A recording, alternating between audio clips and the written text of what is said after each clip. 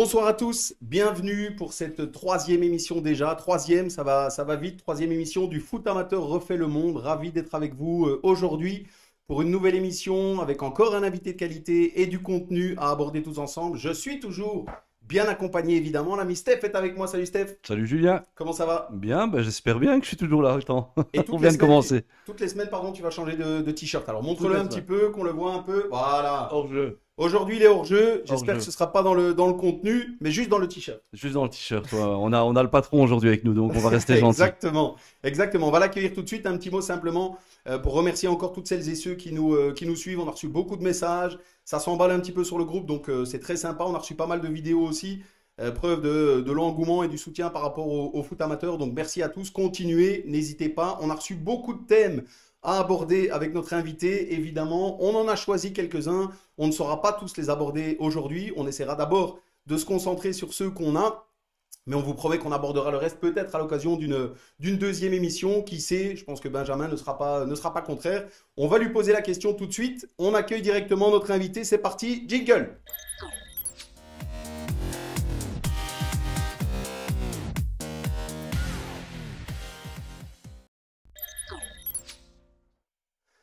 Voilà, on accueille ce soir, on l'a annoncé, comme disait Steph, le patron, un des patrons en tout cas, Benjamin Vasseur est avec nous ce soir. Bonsoir Benjamin, comment vas-tu? Est-ce que tu nous entends? Yes, bonsoir les gars, j'espère que vous Bonsoir m'entendez Benjamin. bien aussi. Donc, j'aime bien le t-shirt de Steph ce T'as vu? soir, hein. Comme l'été, il est hors jeu, c'est bon pour moi. Ouais. T'as une idée pour supprimer ça dans le foot? On en discutera de la règle du hors-jeu. Il y a Ok. les cartes jaunes avant, là. Ok, très bien. Bonsoir, bonsoir Benjamin, merci d'être avec nous ce soir. Donc comme je l'ai dit, on a ta présence avec nous, évidemment à susciter de l'enthousiasme dans les réactions. Je ferai, comme ça tu sais, à plusieurs moments, des petites pauses dans cette émission pour donner la parole à toutes celles et ceux qui nous suivent. On est déjà quasiment 30 en live ce soir et on a déjà plusieurs commentaires, notamment Olivier Houben qui te salue Benjamin. Bonsoir Benjamin, impatient de t'écouter. Kevin Nowellars qui nous dit on est parti pour passer encore un bon moment. David Boyle qui nous dit il est là le hameau. C'est pour un autre auditeur qui suit aussi. Donc n'hésitez pas, faites-vous entendre. Il y a déjà des premières questions qui arrivent, mais on en a déjà pas mal, Benjamin. Donc on va rentrer puisque ça Ouais, s'emballe. Bonsoir Nicolas Dobati, bonsoir Stéphane Bouillon, David Boyle, bonsoir les gars, Pierre Paolo Giunta. Voilà, j'en ai fait plusieurs. Maintenant, on peut attaquer. Benjamin, on rentre dans le vif du sujet. Tu es avec nous ce soir pour aborder pas mal de choses. Et la première chose, évidemment, un petit rappel, tu es administrateur de l'Union belge de football, administrateur aussi de l'ACFF et président évidemment du Brussels Football. Et on voulait revenir avec toi sur notamment l'arrêt des compétitions et on nous a demandé, un auditeur nous a demandé aussi la position de l'ACFF sur les nouvelles règles qui ont été communiquées et qu'on se doit toutes et tous de respecter au quotidien. bah écoute, les buts pour l'arrêt des championnats, bah évidemment, c'est une décision qui a été prise bah, à contre-cœur, hein, parce que quand on est dans ce domaine-là et qu'on a la responsabilité et qu'on a l'envie de vouloir faire son chemin, je vais dire, dans cette politique-là, c'est clairement qu'on est passionné aussi. Et donc, ne pas avoir de championnat, ça nous manque. Mais après, il faut quand même avoir une réalité. La réalité était là et qu'à un moment, il faut trancher. Et je pense que voilà, être administrateur c'est prendre des décisions. Et donc, parfois, elles sont pas faciles à prendre. Mais je pense qu'ici, il y a eu le mérite d'avoir une décision claire et les clubs attendaient ça depuis quelques semaines maintenant. Par rapport à ton autre question, la bulle des 10, bah, écoute, je vais être franc, on ne la voyait pas venir comme ça, cette décision, parce qu'on avait plutôt un message qui était qu'on allait refermer totalement, même pour les moins de 13 ans. Donc on était fort inquiet en se disant, ouf, si jusqu'à 13 ans on peut continuer, c'est déjà ça. Et puis on voit que finalement, sous une pression qui est médiatique ou des réseaux sociaux ou d'autres lobbyistes, ils ont dû ouvrir au grand. Tant mieux, hein, mais du coup, ils ont fait des bulles de 10. Alors, est-ce que je suis pour ou contre? Franchement, honnêtement, je n'ai pas à me positionner sur ça. C'est une décision politique. Je pense qu'il faut respecter les personnes qui l'ont prise. La critiquer de toute manière ne changera rien. Il faut se dire que ce qui est assez spécifique, c'est qu'on devrait faire chaque sport une étude de comment on peut fonctionner. Parce qu'en soi, la bulle de 10 dans le football n'est pas la même bulle de 10 que sur un terrain de tennis sur un terrain de hockey parce que les dimensions ne sont pas pareilles. Donc c'est un peu complexe, mais voilà, c'est nouveau pour tout le monde. Je crois qu'aujourd'hui, il faut prendre ce qu'il y a à prendre et essayer de tirer profit pour que l'enfant, hein, et quand je dis l'enfant, c'est le jeune jusqu'à ado, jusqu'au jeune adulte, c'est qu'il puisse en tout cas pratiquer le football. Et ça, c'est déjà une première victoire quand même, malgré la bulle. C'est ça. Merci Benjamin. Steph, justement un petit mot. Benjamin, tu as certainement suivi nos deux premières émissions. On avait bien détaillé les dernières règles qui avaient été communiquées. Steph, est-ce qu'on arrive à s'y retrouver? Et est-ce que tous les clubs ont bien compris, puisque c'était une des questions qu'on avait reçues, que finalement la CFF n'est pas décisionnaire dans ce genre de choses. Il doit, comme Benjamin l'a expliqué, appliquer simplement les règles qui sont décidées par la politique et le gouvernement. Mais quand je vois les réactions qu'il y a eu encore il y a quelques jours sur les réseaux, d'ailleurs, où Benjamin est sorti du bois en répondant, chose qu'il fait très rarement, j'ai l'impression qu'il y a beaucoup de gens qui n'ont pas compris ou qui ne veulent pas comprendre, tout simplement. Chez nous, à Saint-Michel, pour parler du club où je travaille, les coordinateurs sont de qualité, il y a une direction de qualité et tout se passe bien, même s'il y a pas mal de contraintes, mais ça se passe bien. Et comme tu viens de le dire, Benjamin, évidemment que c'est mieux de prendre des choses avec des contraintes, peut-être, oui, mais on a quand même quelque chose. Mais j'ai quand même l'impression, Benjamin, que peu de gens comprennent. On l'a encore vu cette semaine, c'est parti un petit peu dans tous les sens. Ben exactement, je pense que peu de gens comprennent, mais loin de vouloir jeter la pierre, mais comme dans d'autres domaines, je pense qu'il y a aussi parfois une volonté de ne pas vouloir comprendre, tout comme les règles. Euh, Moi, je le vois, vu on me téléphone, on me contacte pour me dire lui fais ça, machin, etc. Je pense que les règles, chacun les interprète aussi un petit peu comme il veut et on en fait ce qu'il veut. Et donc aujourd'hui, on a les règles du Covid. Mais il y a bien d'autres choses dans la vie de tous les jours où les gens ben, interprètent un peu comme ils veulent. C'est un peu comme passer est-ce que finalement on peut passer au feu orange ou pas en dernière minute? Est-ce qu'il faut s'arrêter? Finalement, on peut interviewer 20, 000, allez, 20 personnes, elles vont dire 20 choses différentes. Tout comme lorsqu'on garde un match de foot, on se met chacun dans un coin différent du stade, plus les gens à la télé, on aura une interprétation différente. Je pense aujourd'hui qu'il faut prendre du recul, il faut garder la tête froide et il est clair qu'au niveau de la CFF et de la fédération, on ne fait qu'appliquer les protocoles. Après, on ne tacle pas ces protocoles parce qu'il y a quand même pas mal de personnes qui travaillent derrière. Il faut parfois comprendre ce qu'il y a derrière. Alors, ça ne nous semble pas toujours logique, mais il faut vivre avec. Et surtout, n'oublions pas que la CFF pourrait être plus dure. Parce qu'en fait, ça fonctionne comme les copines. Pour donner un éclaircissement, Stéphane, c'est donc le gouvernement fédéral donne ses réglementations, ça tombe au niveau régional qui peut durcir et les communes qui peuvent durcir. En aucun cas, on peut alléger une décision. Donc, de toute manière, ça ne sert à rien. Mais comme toujours, on aime bien tirer sur le pianiste. C'est plus facile de tirer sur les administrateurs de la CFF que d'essayer de comprendre et d'être constructif. Tout à fait. Merci Benjamin. Je salue encore quelques personnes qui sont avec nous en live. Petite précision pour toutes celles et ceux qui nous suivent, n'hésitez pas à partager ce live. Vous êtes en train de nous regarder et de nous suivre. Donc allez-y, un petit clic, un partage comme ça. On est un maximum ce soir. On a encore pas mal de messages, beaucoup de bonsoir. Donc tant mieux, bonsoir à tous. On a Olivier Houben qui nous dit, je suis d'accord aussi avec Steph, la voix de la sagesse. Donc on a la présence, Benjamin, d'un sage avec nous ce soir. Donc tant mieux. On en profite. Abdel El Fantroussi qui nous dit la décision était juste de toute façon. Il y aurait pu avoir une reprise, mais pour combien de temps? La meilleure décision était la saison blanche. Malheureusement, je pense qu'on est tous d'accord. Donc tant mieux. Merci Benjamin. Un petit mot rapide encore, une question qu'on nous avait envoyée sur la notion de joueur élite. Certains encore ne comprenaient pas bien pourquoi un éventuel joueur élite ou de statut élite pouvait encore s'entraîner. Là encore, il existe des dérogations et c'est plutôt au niveau gouvernemental que des dérogations sont accordées pour certains qui ont le statut de joueur élite. Rien de plus, tu nous le confirmes. Mais je pense rien de plus, mais aussi le fait qu'il y a certaines interprétations qui sont faites par les clubs élites et chacun est responsable de ce qu'il fait et c'est pas nous à contrôler et il n'y a pas de délation à faire. S'ils sont dans l'irrégularité, il y aura des contrôles et ils en auront des conséquences. Mais je pense qu'il ne faut pas oublier quand même, à partir du moment où certains sont sous contrat, et il y a des jeunes qui sont sous contrat de plus en plus jeunes maintenant, il ne faut pas négliger ça. Quand il y a un contrat de travail, empêcher personne de travailler. Donc, si c'est du travail, Ben, il y en a qui peuvent s'entraîner. Alors peut-être qu'on a des jeunes de 18 ans qui s'entraînent dans les équipes élites, mais je vous avoue que je ne fais pas le tour et je ne fais pas la police partout parce qu'on a bien d'autres choses à aborder que de regarder dans l'assiette du voisin. C'est sûr. Merci Benjamin. Là encore un petit mot. Le principe de l'émission, on est encore dans le début de l'émission, on aura le temps d'aborder pas mal de choses. C'est aussi de demander à chaque fois à notre invité pardon, de venir avec quelque chose qu'il souhaitait mettre en avant. On en a un petit peu discuté ensemble et tu souhaitais justement mettre un petit peu en avant ce retour aux bases du football, le fun, le plaisir, la santé. Est-ce que tu peux nous en dire un petit mot justement? Ben oui, je pense qu'on était arrivé à un moment où le football était vraiment devenu un football business. Je ne parle même pas que du football amateur belge, francophone, hein, ici, mais je parle en général, hein, quand on voit des transferts records pour Neymar de 225 millions d'euros, je veux dire, il a deux bras, deux pieds, une tête comme tout le monde. Est-ce que ça vaut 225 millions d'euros?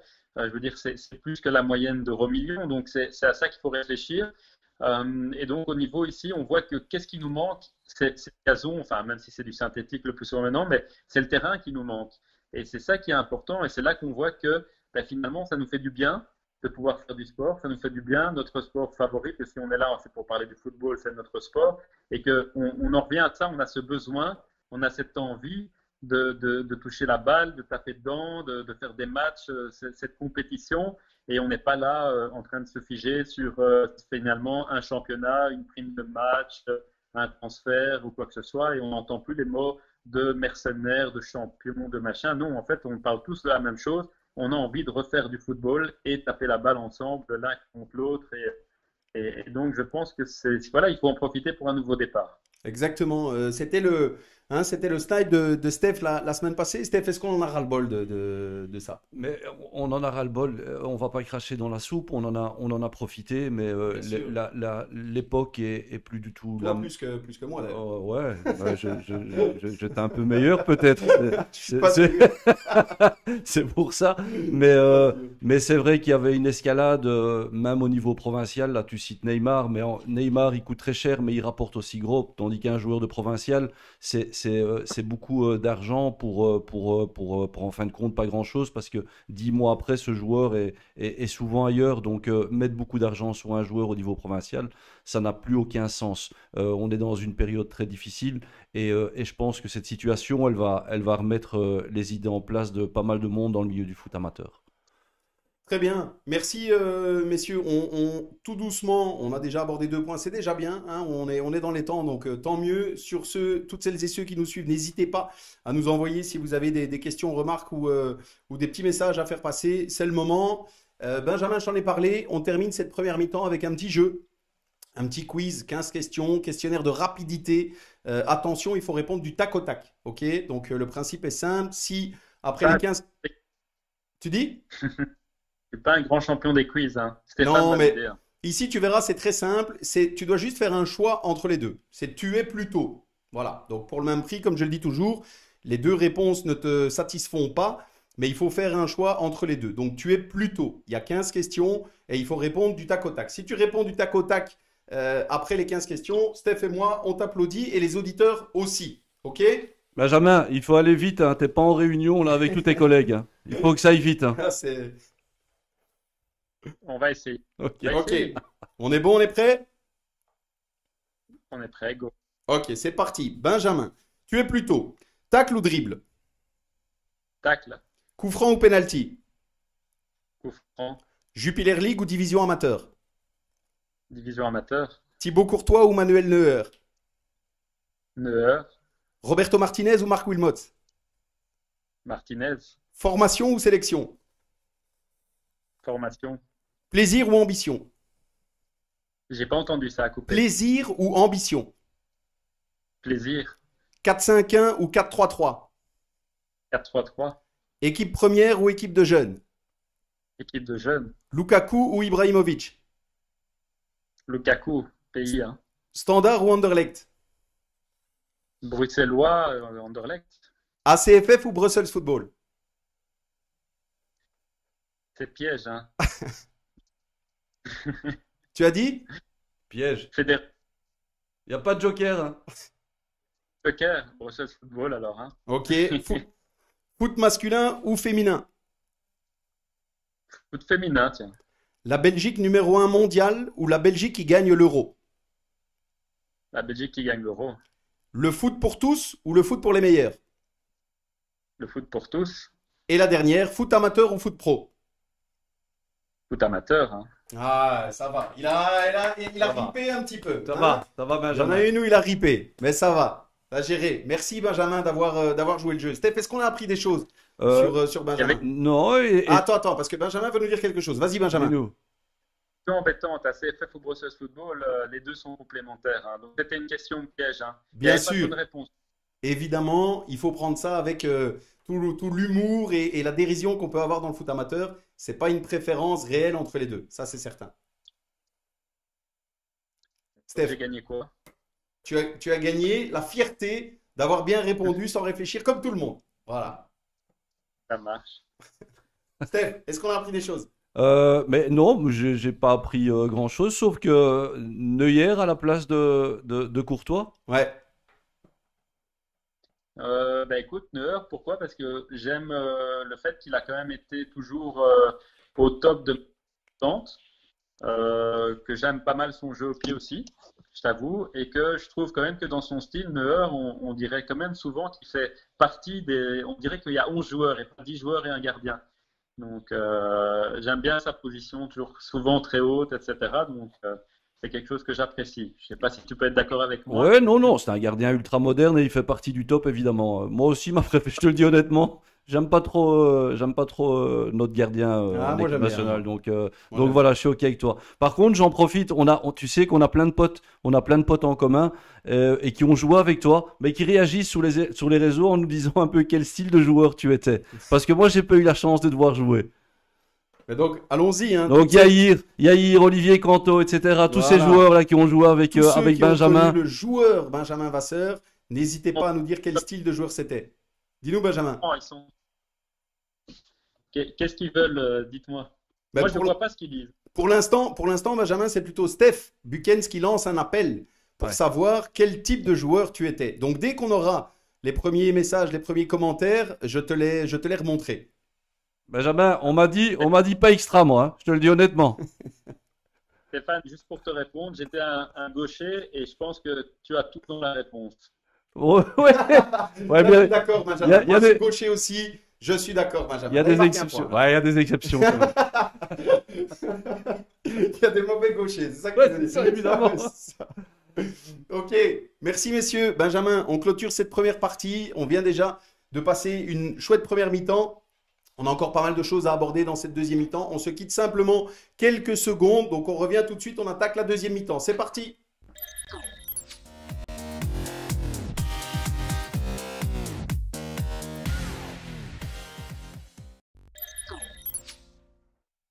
Voilà, on est déjà de retour. Donc, comme d'hab, Benjamin, la petite pause, c'est vraiment une très petite pause. On n'a même pas le temps de boire ou autre. Donc, n'hésite pas, si à un moment donné tu as soif, à le faire en direct. Aucun souci. On a un premier commentaire qui nous dit, j'ai Robin Caudron. Alors, attendez, voilà. Robin Caudron qui nous dit, j'ai pas connu le joueur, mais je connais l'homme actuel. Et c'est une personne au grand cœur et d'un soutien inégalable. Voilà, Benjamin, pour un premier message comme quoi on n'est pas toujours attaqué et ça fait plaisir aussi. Je n'oublie pas que je dois l'appeler, ma faute et mes excuses, Robin. Ben voilà. Le message est passé. On attaque cette deuxième mi-temps, messieurs, avec là encore pas mal de thèmes qu'on nous a envoyés. On va essayer de discuter de tout ça un petit peu ensemble. Le premier thème, c'est le dossier de manière générale, l'aspect financier au niveau des clubs amateurs. Et un des thèmes qui revenait souvent dans ce qu'on nous a envoyé, c'est est-ce qu'il ne serait pas temps de revoir le business model financier des clubs dans le football amateur? Benjamin, ton avis? Bah, écoute, mon avis est qu'il est plus que temps où il aurait fallu que, mais malheureusement, on ne peut pas refaire le passé, on ne peut que avancer. Mais il faut savoir que c'est un sujet qui est tellement revenu sur la table qu'on a pris une décision au conseil d'administration, c'est de créer un groupe de travail qui a été mis en place avec toute une étude pour essayer de voir comment aujourd'hui on peut faire évoluer les clubs au niveau d'un business model. Et ce thème, j'aime pas tellement parce qu'on est dans le domaine associatif, mais il faut y passer pour voir comment un club, on peut l'aider à se structurer afin de pouvoir faire évoluer les projets, de pouvoir vraiment avoir un plan à long terme. Et donc, si je peux donner un simple exemple, c'est qu'aujourd'hui, je pense qu'il y a très peu de clubs, vraiment une minorité, qui fait un budget à 3 ans. Alors qu'on sait tous qu'aujourd'hui, dans le milieu entrepreneurial, généralement, on pilote avec un dashboard à 3 ans minimum, hein. Julien, tu connais ça, Steph aussi. Donc voilà, c'est un premier. Et c'est quelque chose donc, qui est pris très au sérieux au niveau de la fédération. Maintenant, ça ne sera pas en un jour, mais il faudra l'envie de tout le monde, parce que nous, on peut venir avec le meilleur des plans, mais il faudra que les clubs soient à l'écoute, les dirigeants, et qui prennent la balle au bon, hein. C'est ça. Est-ce qu'on a, Steph, on est nous deux évidemment bien placés pour, et Benjamin encore mieux, mais pour parler de tout ça, est-ce qu'on a pas mal de clubs qui vivent un peu au-dessus de leurs moyens? Toi, on le rappelle, tu es à Saint-Michel, et c'est pas pour forcément tout le temps le citer en bon exemple, mais on peut, dis-nous un petit peu, est-ce que justement il n'est pas temps de changer un petit peu tout ça? Oui, il est temps, puisque voilà, on vient de parler de Saint-Michel, c'est un club où j'y suis, c'est un club qui fonctionne sans payer ses joueurs d'équipe première, c'est un club qui investit entre guillemets dans une formation de qualité avec tous des entraîneurs diplômés et qui base tout sur cette formation. Et évidemment qu'il y a des clubs qui vivent au-dessus de leurs moyens, il y a qu'à voir des transferts. Et même maintenant, Benjamin, tu n'es pas étonné de tous les transferts qui se passent à gauche, à droite? C'est assez étonnant quand même, vu la saison blanche. Bah, écoute, je vois les contrats qui continuent, qui reprennent, je vois des transferts, etc. Bien sûr, ça me heurte. Après, je suis pas là pour, comme dire, faire la police ou quoi que ce soit. Une ASBL, c'est chacun a sa vie en interne. Il faut faire ses choix en bon père de famille ou pour ne pas être macho en bonne mère aussi de famille. Mais comme tu dis, Stéphane, avec cette crise où les clubs parfois peuvent pleurer ou râler qu'ils ont des problèmes financiers, puis qu'on voit les transferts et qu'on Exactement. entend les prix à côté, c'est parfois un petit peu interpellant. Donc après, chacun fait ce qu'il veut chez soi. Maintenant, est-ce que ça vaut la peine? C'est ça la question. Est-ce que ça vaut la peine de mettre autant de moyens là-dedans, alors qu'on pourrait avoir autant de plaisir en mettant des moyens dans des projets pour les jeunes qui deviennent après peut-être les futures stars de provincial ou de national. Mais Oui. comme tu dis, Stéphane, il y a beaucoup de transferts. Donc, je pense que le football bruxellois, Brabançon, euh, n'a pas été aussi touché que des provinces qui vivent autrement au travers, par exemple, des cafétérias et des buvettes. Donc, je pense que ça fait aussi la différence. C'est ça. Donc ça crée une différence entre les deux, mais évidemment, il y a une forme de paradoxe hein, qui se crée entre certains montants qui peuvent être octroyés pour une équipe première et le fait qu'on est censé miser sur les jeunes et que c'est justement ces jeunes qui doivent alimenter normalement les futures équipes premières que les clubs se disputeront. Benjamin, on a justement eu une question aussi par rapport à ça, sur l'aspect financier de manière générale, mais au niveau des indemnités de formation. Il y a eu pas mal de réactions par rapport à ça aussi. On sait que du côté néerlandophone, elles n'ont plus lieu d'être. Du côté ici francophone, c'est toujours le cas. On nous demande est-ce que c'est encore justifié ou est-ce que d'un côté, c'est pas une forme de pénalité pour les jeunes et peut-être pour certains clubs qui parfois doivent limite se dire toi, malheureusement, ton profil nous intéresse, mais au-dessus de ta tête, il y a un montant tellement important qui est présent qu'on ne pourra pas t'accueillir chez nous. Alors, le problème des indemnités de formation, c'est du côté néerlandophone, il n'y en a jamais eu, mais ils aimeraient bien en créer. D'accord. D'une certaine Du côté francophone, il y en avait, elles ont changé. Alors clairement, il faut voir les deux positions. Si on se met du côté des parents ou du joueur, on va dire les années de formation, c'est chiant parce qu'on ne peut pas bouger librement. Du côté du club, on va se dire qu'on a investi dans le joueur et on n'en récolte pas les fruits. Maintenant, je pense qu'il faut jauger le niveau et là où on se trouve. Les années de formation, quand on avait une carrière de formation complète, on pouvait arriver jusqu'à 2500, 2700 euros. C'est clair que pour un jeune qui va rejoindre une équipe première de troisième provinciale, c'est énorme. Mais pour un jeune qui signe en D1A ou en D1B, ou même en première nationale, 2500 euros, c'est pas grand-chose. Et donc, la refonte a fait que l'indemnité de formation est devenue effective au moment où le jeune va faire sa première minute en équipe première. Donc, on va pénaliser peut-être le club qui va lui donner sa première minute, mais ce n'est pas celui qui va en profiter peut-être pendant 10 ans, hein, parce que peut-être que le jeune il part après 2 mois hein, s'il joue fin mars. Donc, c'est là qu'on a encore quelques problèmes, mais je pense qu'il faut valoriser la formation, mais il faut mettre ça en adéquation avec des cotisations qui sont peut-être très élevées sur Bruxelles ou sur le Brabant wallon. Après, quand on dit très élevé, de nouveau, il faut relativiser parce que quand on divise ça par nombre de matchs et nombre d'entraînements, c'est moins cher qu'une garderie à l'école. Mais c'est juste que le montant est en une fois. Donc, je crois qu'il faut être plus pragmatique, il faut réfléchir, il faut revoir. Et ça fait partie du business model des clubs. Hein, il faudra interroger ça. Bien sûr, on est tenu par un décret qui dit comme quoi il faut des indemnités, mais on voit que le basket fait des indemnités de formation, mais c'est un plus petit montant. Le football, c'était devenu abusé et malheureusement, c'est toujours à cause des personnes qui jouent avec ça qu'on est puni. Hein. C'est dans le sens où les dirigeants faisaient payer les parents. Et malheureusement, cet argent n'arrivait pas dans le club. C'est triste, mais c'est comme ça a été dénoncé par des parents et c'est pour ça que le pouvoir politique est rentré dedans. Et donc, il y a eu des choix qui ont été faits. Et on verra maintenant ici le groupe de travail au niveau de la CFF qui reprendra certainement les indemnités de formation sous peu quand on aura passé cette crise sanitaire. C'est ça. Steph, on arrive à comprendre là, que ces notions d'indemnité de formation soient différentes déjà d'un côté du pays et de l'autre. Et est-ce que c'est bien compris par tout le monde? Parce que finalement, nous, on a connu, je pense, sur le terrain. Il y en a malheureusement beaucoup qui ne comprennent pas encore pourquoi c'est Non. d'actualité, si c'est encore le cas et autres. Mais comme Benjamin l'explique, évidemment que le club qui a investi entre guillemets sur un jeune et qui à un moment donné, 5, 6, 7 ans, 8 ans après, il partent ailleurs, dans ce cas-là, c'est logique que le club récupère un petit quelque chose. Par contre, le fait que dans toutes les fédérations, ça ne soit pas le même règlement, ça permet aussi de s'échapper du côté néerlandophone. Quand tu es un joueur du côté francophone, tu sais très vite partir du côté néerlandophone et le club néerlandophone profite d'un joueur où il n'y a aucun frais. Et c'est ça qui ne va pas. Mais je suis pour que le petit club prenne quelque chose, oui, une fois que le joueur qui a été formé dans le club s'en aille ailleurs. Ouais, on nous dit, je fais une parenthèse, messieurs, Alexandre. Oui, Benjamin, pardon. On nous dit donc Alexandre qui nous dit quand je paye la cotisation à l'année de mon gamin, ça couvre sa formation. Pourquoi le jour où il veut changer de club, il faudrait payer le club pour son départ? À nouveau, ce n'est pas, en fait, on ne doit pas payer le club. Donc en fait, finalement, c'est le club de destination qui doit payer le destinataire final qui doit payer donc l'origine, le club original. C'est ça. Et donc c'est là en fait un amalgame. Les parents ne doivent pas payer les indemnités de formation. Et c'est ça qu'il faut vraiment essayer de faire passer comme message, c'est que les indemnités de formation sont entre clubs. D'ailleurs, elles passent par la facturation en direct inter-ACFF maintenant. Donc voilà, quand on vous réclame une indemnité de formation, c'est pas à vous, parents, à le faire, mais je sais que ça se fait, malheureusement. Et à contre-cœur, je suis pas d'accord avec ça, mais on peut pas être partout et on peut pas faire le policier partout. Et par contre, par rapport à ce que Stéphane disait, c'est clair que moi je comprends hein, cette différence.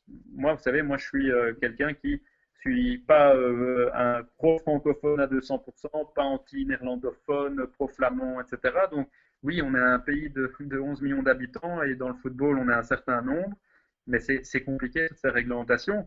Mais peut-être qu'un jour, il y aura un parent qui ira devant le Conseil d'État ou devant l'autorité de la concurrence et qui dira que c'est déloyal, ça, et qui prendra le temps, l'argent, etc., et que ça se fera casser ces indemnités. Mais pour le moment, elles sont là et on doit vivre avec. Mais je sais que ça ne fait pas plaisir aux parents quand on leur demande à eux l'argent et ils sont pris en otage. Et c'est l'enfant qui est pris en otage. Mais on est en train de réfléchir pour essayer de trouver des solutions à ça sur le long terme pour éviter que l'enfant soit pénalisé. Mais en tout cas, maintenant, jusqu'à son premier match d'équipe première, il n'y a pas d'indemnité de formation. Donc c'est ça qu'il faut se dire. Et il n'y a pas d'indemnité de formation si on ne démissionne pas du club non plus. C'est ça, exactement. Merci Benjamin. Là encore, on a quelques réactions. Donc on salue, alors je m'excuse pour la prononciation, Abdelkader Bouchama qui nous dit tout à fait, c'est discriminant pour les clubs. Nous en France, un joueur qui signe en Allemagne en amateur ne peut pas être bloqué. Le club ne récupère rien.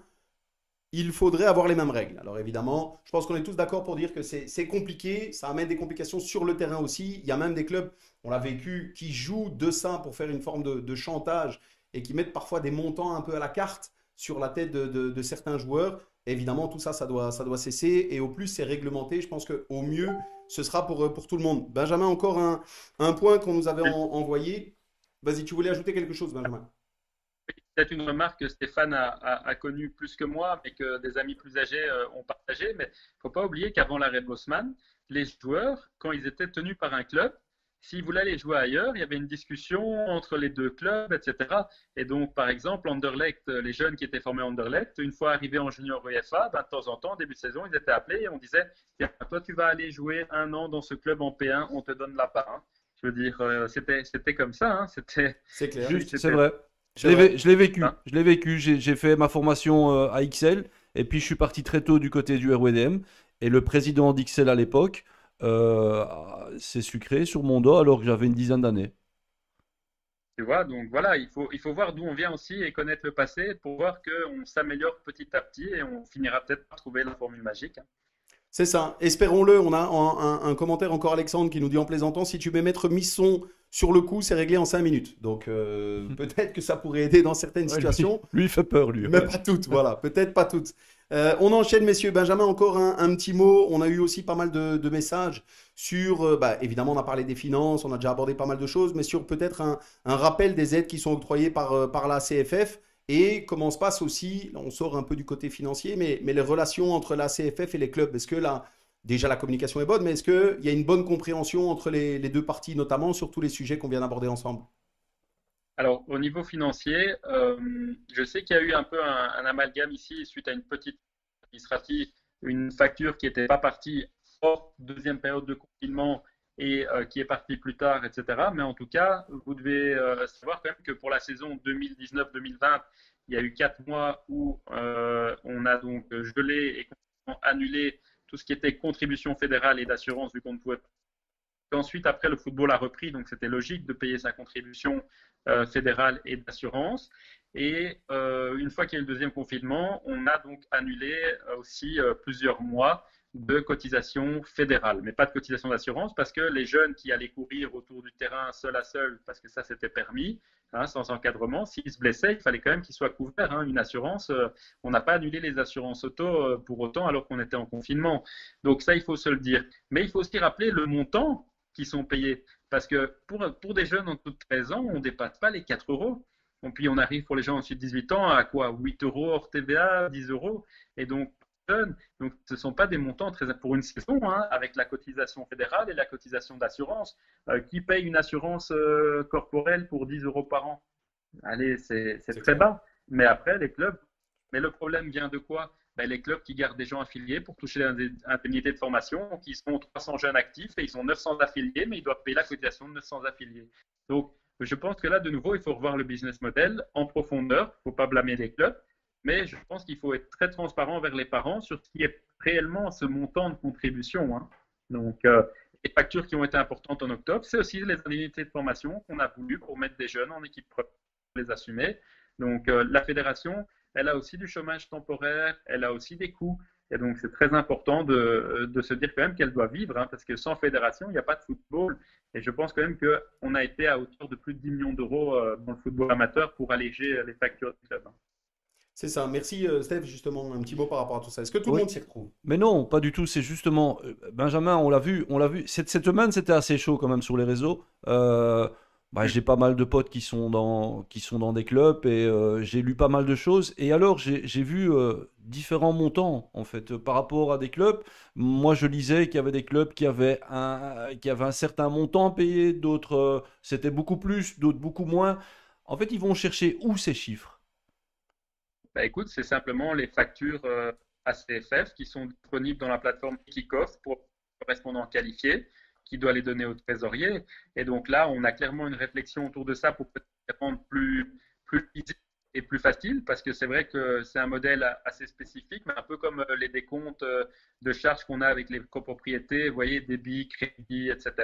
Ça fonctionne un petit peu comme ça, mais ces montants sont dus par nombre d'affiliés. Donc, si on a 130 affiliés de tel âge, c'est autant. Si on a 140 affiliés de tel âge, c'est autant. Et c'est ça qui fait. Mais n'oublions pas que les factures arrivent toujours un petit peu plus tard que ce qu'on a joué. Et quand même, on a quand même joué au football en juillet, août, septembre et octobre. Hein, donc, il y a eu de l'activité. Et ça, il Les faut moins de valoriser. 13, ils ont toujours continué, hein. Ils sont jamais arrêtés. Ouais.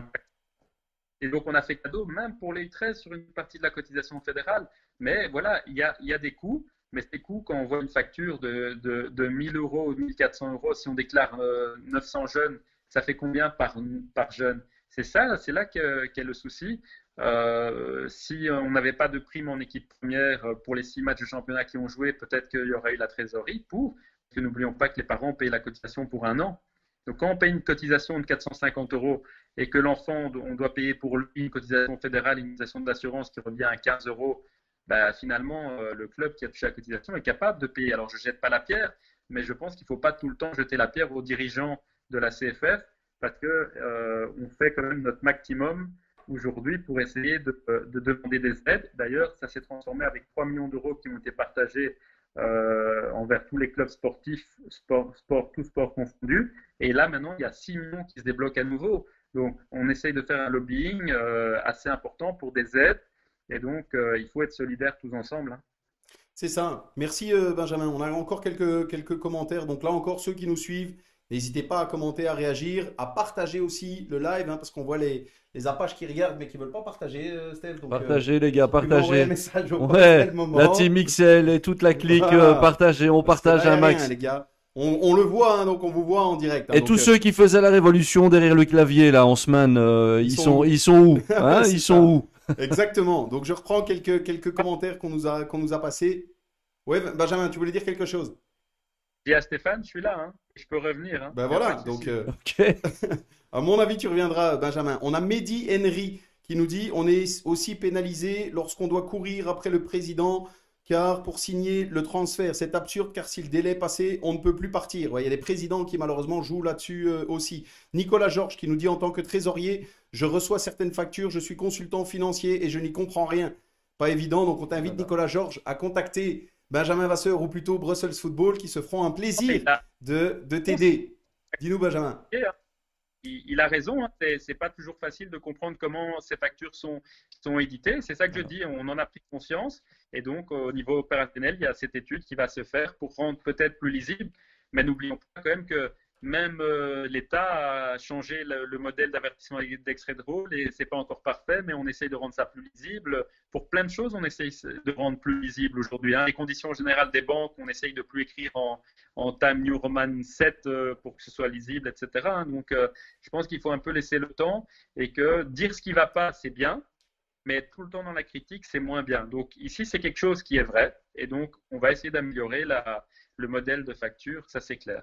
C'est bien, mais c'est bien d'abord de l'entendre et puis de voir des gens qui soumettent ce genre voilà, de messages et que tu puisses y réagir en direct, qu'on puisse en discuter. Je pense que ça permet de répondre à certaines questions, donc tant mieux. Encore un petit coucou, on a Alain Gérard de GK ASBL qui est là ce soir qui nous dit allez, courage. Donc sharing is caring, donc partagez. Il a raison, hein, comme Steph l'a passé. Messieurs, le temps passe, hein, on a déjà abordé pas mal de choses.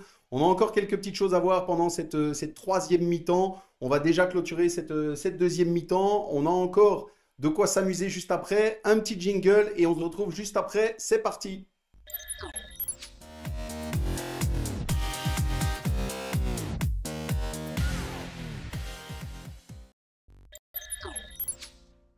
Voilà, on est de retour. Alors Benjamin, tu le découvriras, hein, mais donc on est dans un décor un petit peu différent. Dans une buvette, on est un peu en mode pub anglais, hein. On a bien le foot anglais, nous, donc c'est un peu ça. Je passe un petit message rapide pour ceux qui veulent, hein, pour qu'on s'amuse un petit peu, qu'on fasse illusion dans votre buvette de club.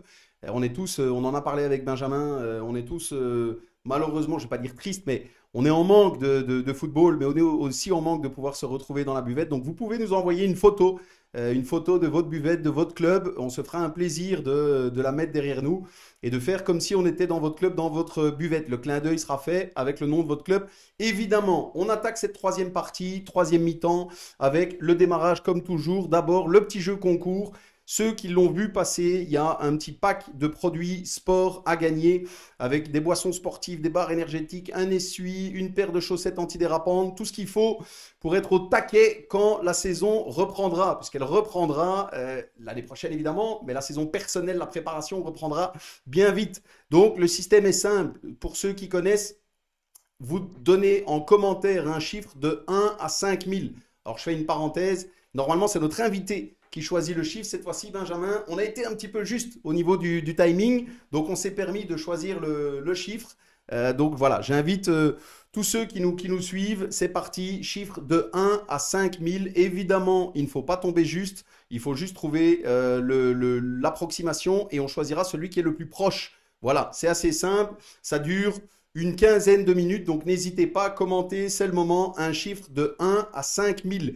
Et le gagnant sera donné d'ici 10-15 minutes et le pack vous sera livré. Profitez-en, c'est le moment, il y a déjà pas mal de de chiffres qui sont envoyés. Donc allez-y, balancez. C'est le moment de 1 à 5 000. On continue cette troisième mi-temps avec le rituel. Benjamin, t'en as entendu parler. Tout le monde veut nous le voler déjà. Il est chez nous. Le snipe de Steph. Ce qu'il a vu, ce qu'il a entendu, ce qui lui a déplu. C'est parti, Steph, ton snipe. Mon snipe, les académies. Je vais aller voir du côté des académies. Les académies, un peu comme tout le monde, hein, c'est la semaine de carnaval. J'ai vu défiler un tas d'annonces de nouvelles académies qui se forment à gauche, à droite. On ne s'en sort plus. Évidemment, il y a des académies de qualité. J'en connais pas mal. Mais il y en a qui ne ressemblent pas à grand-chose et qui fleurissent un petit peu à gauche, à droite. Ça ressemble plus à une garderie foot qu'à du foot. Ce qui me dérange avec ces académies aussi, évidemment, c'est que ils empiètent un peu sur les clubs. Il y a pas mal d'académies qui trouvent des arrangements avec les clubs pour pouvoir utiliser les terrains. Et une fois qu'ils ont les terrains, on se rend compte que lors des stages, par exemple, dans ces académies, on se retrouve avec des joueurs du club qui se retrouvent dans le stage de l'académie. Donc, les académies, pour moi, ils prennent de plus en plus de place. Il y a pas mal, tout à l'heure, on avait abordé l'argent dans le football. Moi, je trouve qu'il y a quand même pas mal d'argent qui circule dans toutes ces académies. Et parfois, pour pas grand-chose, j'ai été en voir une il y a quelques jours. C'était une garderie. C'était 2 coachs qui étaient assis avec des jeunes qui jouaient au ballon, tout simplement. Et c'est bien que tu sois là, Benjamin. Et est-ce que il y a un moyen de contrôle là-dessus? Parce que moi, ce qui me dérange, je vais te le dire, ce qui me dérange, c'est on a des formateurs qui travaillent dans un club et qui, à côté de ça, ont une académie. Et lors des stages, évidemment, ces jeunes, les jeunes joueurs de ce formateur, choisissent d'aller faire les stages dans l'académie. Donc évidemment, c'est un manque à gagner pour le club. Alors je sais que vous n'avez pas une vue sur toutes les académies, mais est-ce qu'il n'y a pas moyen d'un petit peu... Parce qu'on voit plus clair. Honnêtement, au niveau des académies, on ne voit plus clair. Et ça dessert les académies de qualité. Mais ce qu'il y a, Stéphane, c'est là où je te rejoins, c'est déjà il y a 2 styles d'académie. Il y a des académies qui forment et des académies qui sont pour des garderies. Après, je pense qu'il faut de tout. Moi, voilà, je suis administrateur, président de Bruxelles, donc je dois quand même, mon rôle premier, c'est de défendre mes clubs, nos clubs, etc. Et donc moi, je trouve ça un peu dérangeant, le modèle académie. Pourquoi? Parce que finalement, ce sont des entraînements. Mais on parlait des cotisations là tout à l'heure. Quand on voit le prix que demandent les personnes dans les académies, je ne comprends pas les parents qui sont prêts à payer autant, alors que quand il faut payer une cotisation dans un club pour 1 an, c'est l'équivalent de 3 mois. Parce Donc que ça me gêne un petit peu. Benjamin, on les fait rêver. On les fait rêver dans les académies. Il y a pas mal de coachs qui leur promettent des transferts. Maintenant, j'ai même remarqué que les académies faisaient carrément des sélections avec les joueurs qu'ils avaient chez eux pour aller faire des tournois. Donc, ce sont des joueurs qui ont un apprentissage dans un club. Et puis, il y a l'académie qui les met en valeur d'une autre manière dans les tournois à gauche, à droite. Et c'est ça qui me dérange, moi, un petit peu. Après, ça prend aussi des heures de terrain et à Bruxelles, on sait que les terrains ils sont chers dans le sens où il n'y a pas beaucoup de place pour mettre des nouveaux terrains, etc. Un peu plus dans le Brabant wallon où on pourrait exploiter un peu plus, mais là, je pense qu'il y a des sports concurrents. Mais surtout au niveau des académies, moi, je ne les blâme pas, mais il faut que ce soit vraiment du spécifique et pas remplacer le rôle du club. Parce qu'un club, c'est un encadrement, c'est une vie sociale, c'est aussi avec le label des critères, une rigueur. Et je pense que c'est important pour bien encadrer des enfants. Oui, il faut avoir un document et un encadrement, une structure qui le permette, avec les assurances de manière transparente, les coachs qui sont certifiés, etc. Je pense que c'est important parce qu'il y a toujours des risques qu'un enfant se fasse mal, se blesse, voire pire. Et donc, c'est important l'encadrement. Très bien, merci Benjamin et Steph, merci pour ton stand. Je fais une petite parenthèse sur le jeu, ça s'emballe, c'est bien. Par contre, on en a un qui s'emballe un peu trop, donc petit message sympa, Anto, Deb, simplement pour te rappeler, c'est une participation par personne. Donc ça sert à rien d'envoyer 600 commentaires avec un nombre. C'est un ami de Flénu. Ben voilà, écoute, on le Salut salue. Anthony. Et c'est bien, merci pour l'enthousiasme, mais c'est une participation par personne, il faut en laisser un petit peu plus pour tout le monde. On a Thierry Prince qui nous dit on a de plus en plus d'académies et de moins en moins de bons joueurs. C'est pas faux non plus. C'est une bonne remarque. Karim qui nous dit les terrains, si on est ami avec les politiciens, ça peut le faire. Effectivement, c'est pas faux. Stéphane Bouillon qui nous dit, oui, c'est du vécu au niveau académie qui ne viennent que pour la gagne en tournoi. Parce qu'il y a ça aussi, des académies qui Voilà. participent effectivement au tournoi. Donc de nouveau, pas mal de commentaires. Le sujet académie, Steph, c'est bien fait réagir Thierry Prince qui nous envoie, avant on n'avait pas d'académie et de meilleurs jeunes en club. Là encore, ça rejoint un petit peu ce qu'on disait. Merci à tous. Messieurs, on continue, on termine doucement. On a encore un petit peu de points à voir. Le coup de cœur. Benjamin, on met chaque semaine un coup de cœur en avant. Cette fois-ci, évidemment, avec un administrateur de la Royal Belgian Football Association, j'ai été voir un petit peu ce qui était notamment au niveau des actions sociales, parce que c'est vrai qu'on n'a pas toujours l'habitude de voir un petit peu ce qui est fait. Et ici, voilà, j'en ai découvert d'abord beaucoup, donc j'invite tout le monde à aller voir dès que je ne connaissais pas, et j'avais envie de mettre en avant le Conseil des jeunes. J'ai vu que l'Union belge de football avait créé un Conseil des jeunes, donc 9 jeunes pour l'instant, de 16 à 26 ans, qui sont rassemblés ensemble et qui s'engagent en faveur de thèmes sociaux, qui entretient une étroite collaboration avec le département football et social responsibility. Ils espèrent rendre le football belge plus agréable, plus juste et plus ouvert, en défendant et en mettant notamment en avant la dynamique, la transparence et surtout l'inclusion. Moi, ça me tient particulièrement à cœur, cette notion d'inclusion, le fait de permettre à voilà, tout un chacun, peu importe qui on est, d'où on vient, quel profil on a, de quel sexe on est, de pouvoir jouer au football. Benjamin, est-ce que tu as un petit mot là-dessus? Ben oui, c'est un peu ce que je disais au tout début. On a l'habitude de tirer sur le pianiste, mais on ne regarde jamais vraiment ce que le pianiste fait ou Mhm. produit. Le conseil des jeunes, on recrute d'ailleurs encore, hein, mais je pense que c'est aussi pour former les dirigeants de la fédération de demain. Alors moi, j'ai la chance d'avoir pu évoluer assez jeune et commencer très tôt ma carrière à la fédération, mais souvent on critique en disant la fédération, c'est que des vieux, ils connaissent rien, machin, etc. Faut pas oublier, oui, ça fait peut-être, ils sont peut-être vieux, mais ça fait longtemps qu'ils sont là, ils ont commencé jeunes, et donc il faut des gens qui s'investissent et qui veulent s'investir pour les moyens qui leur sont donnés. Et donc, moi, quand je vois la création de ce Conseil des jeunes, c'est aussi un coup de cœur parce que c'est très intéressant, c'est très riche. Et croyez-moi que ça a vraiment son importance au sein de la fédération. Ils ont des discussions même avec Roberto Martinez qui essaye de s'impliquer quand il peut avec l'agenda là-dedans. Donc ces jeunes sont valorisés, on essaye de les mettre en avant et on écoute leurs idées. Et en tout cas, il y a des campagnes qui sortent et on a un très bon département CSR, on l'appelle FSR maintenant, sur tous ces projets d'inclusion. On a Nobody Offside, on a vraiment plein de choses qui sont dans le pipe parce qu'on essaye que le football soit vraiment un vecteur sociétal et pour du développement de la société. Top, merci Benjamin. En tout cas, moi j'ai trouvé ça top et donc j'invite encore une fois celles et ceux qui nous suivent ce soir à aller voir. Et en plus, j'ai vu passer aussi une information comme quoi ils recherchent des nouveaux membres. Donc allez-y On si vous avez. recrute. Tu dis? On recrute. Voilà, exactement. Donc le recrutement, ça y est, c'est parti. De 16 ans à 26 ans, si vous avez, je lis la petite annonce hein, rapidement, vous avez un lien ou un intérêt pour le football, vous avez envie de vous engager en faveur des thèmes sociaux, envoyez alors votre CV, lettre de motivation à Edelis Assiat RBFA. Alors je vous invite pour la prononciation de l'adresse mail, allez voir sur le site rbfa.be, vous regardez Conseil des jeunes, c'est très facile à trouver et je vous invite à postuler puisque des initiatives comme ça dans le foot amateur, on en a besoin et on en a toujours besoin. Messieurs, on enchaîne un petit moment. Cette fois-ci, vidéo chaque semaine. On a d'abord une chaîne partenaire qui est Best of Cult, mais finalement, on reçoit de plus en plus de vidéos. Hein. Le réseau de Steph, ça s'emballe sur notre groupe. On a pas mal de vidéos qu'on nous envoie. Donc chaque semaine, on aura une petite pause vidéo d'une cinquantaine de secondes pour ceux qui pensent qu'est le foot amateur et ce que nous, on connaît comme étant le foot amateur. C'est parti, vidéo.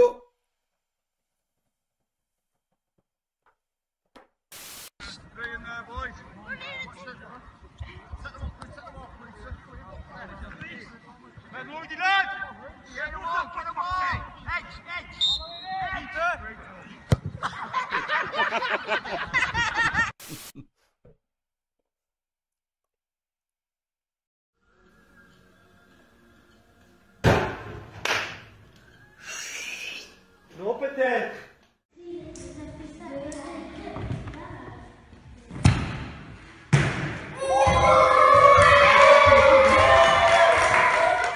Que je connaissais pas par cœur.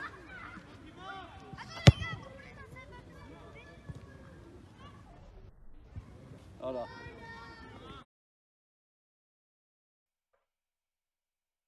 Voilà, merci pour ces images à Best of Cult et évidemment à tous ceux qui nous les ont envoyés. On en a reçu pas mal, donc on salue. C'était Kevin Brutzli, je ne sais pas si je le dis Non, bien, Kevin Rutz et Sébastien Barthes, et Sébastien Barthes. deux ex-poulains à moi d'XL. Et le dernier, tu as reconnu Benjamin, c'est John Shelby, l'ancien joueur de Liverpool qui est maintenant à Newcastle.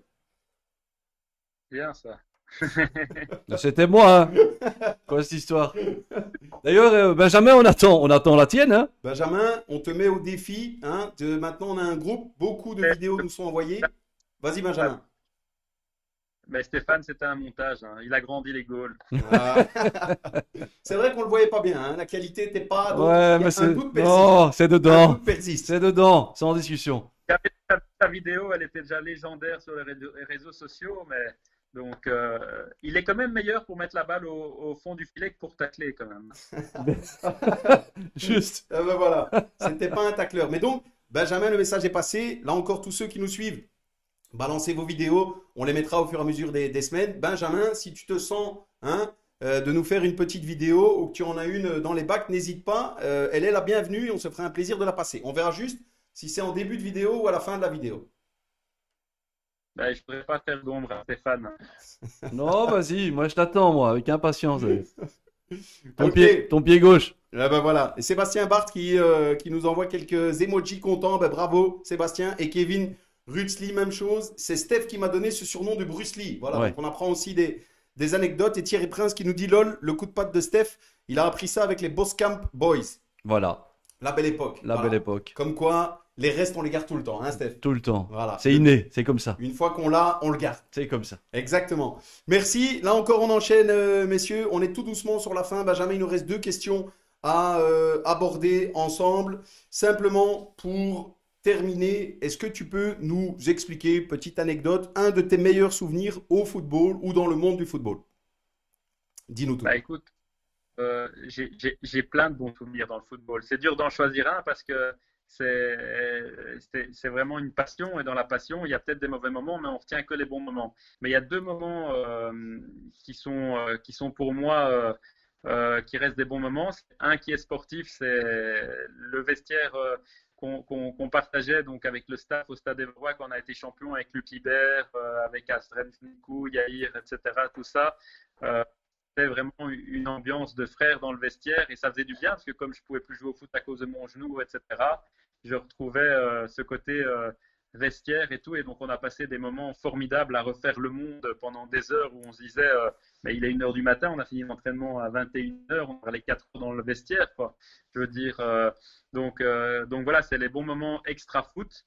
Après, je me rappelle pas des goals que j'ai ratés, plutôt ceux que j'ai marqués, mais sinon aussi un autre moment voilà qui était un grand tournant pour moi et qui a un coup de cœur, c'est parce qu'on le connaît souvent comme le secrétaire du comité provincial où il se doit d'être strict et carré, mais je me rappelle quand on a créé Brussels Football avec Marc, je vous assure qu'on a passé 4 heures autour de la même assiette, hein. On n'a pas mangé 10 assiettes, mais pour trouver le nom du concept, et c'était Brussels Football Concept, Brussels Foot Puzzle, et donc on a refait le monde pendant toute une journée, et maintenant ça fait 10 ans, et en fait c'est un souvenir qui était hier pour moi aussi, donc c'est ça les joies du football, je pense, c'est qu'on peut trouver du bonheur dans des petites choses et c'est ces petits moments qui font en sorte que ça alimente la passion et je crois que toi comme Stéphane, c'est la même chose pour vous, hein.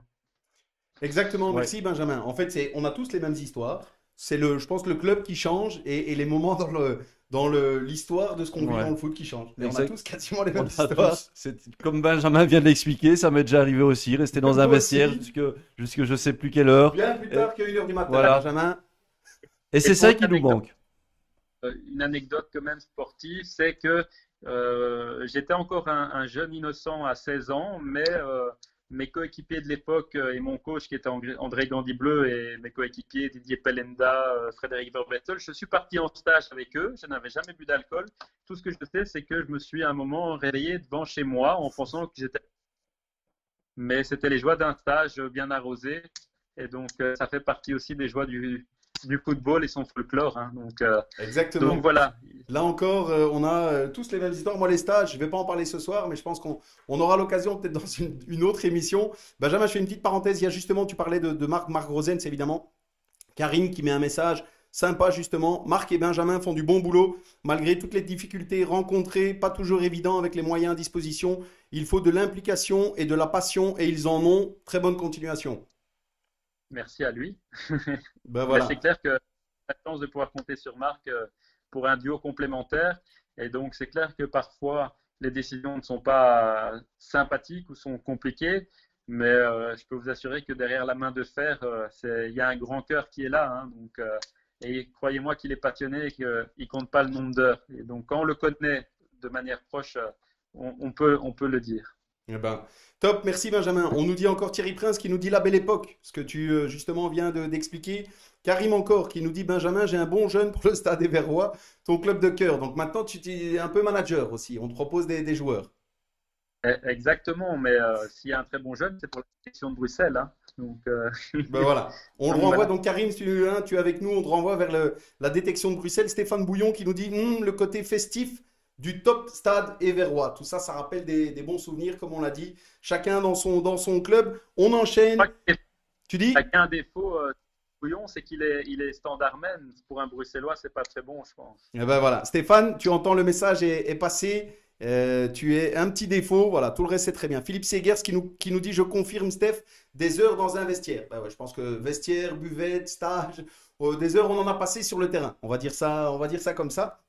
Encore une petite question, c'est la dernière pour ce soir, Benjamin. C'est pas vraiment une question.